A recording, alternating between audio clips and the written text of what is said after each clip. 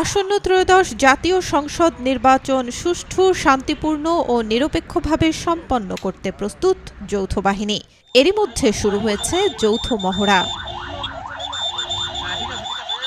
সোমবার সকালে কেরানীগঞ্জ আর্মি ক্যাম্পের তত্ত্বাবধানে একটি যৌথ মহড়া সম্পন্ন হয়। ভোট ঘিরে যেকোনো উদ্ভূত পরিস্থিতি মোকাবেলায় এই মহড়া অনুষ্ঠিত হয়। মহড়াটি ধলেশ্বরী টোল প্লাজা থেকে শুরু হয়ে আবদুল্লাপুর, কদমতলী, জনি টাওয়ার মোড়, জিঞ্জিরা টিনপট্টি, বাবুবাজার ব্রিজ, হাসনাবাদ, ইকুরিয়া, রাজেন্দ্রপুর, আবদুল্লাপুর হয়ে ধলেশ্বরী টোল প্লাজায় শেষ হয়।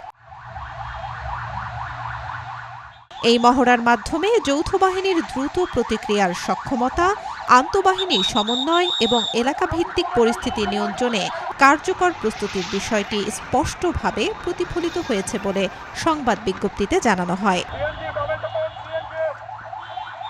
এ ধরনের মহড়া নিরাপত্তা জোরদার করার পাশাপাশি আসন্ন জাতীয় সংসদ নির্বাচনকে শান্তিপূর্ণ ও সুষ্ঠুভাবে সম্পন্ন করতে গুরুত্বপূর্ণ ভূমিকা রাখবে বলেও জানানো হয়। Desk report, B news 24।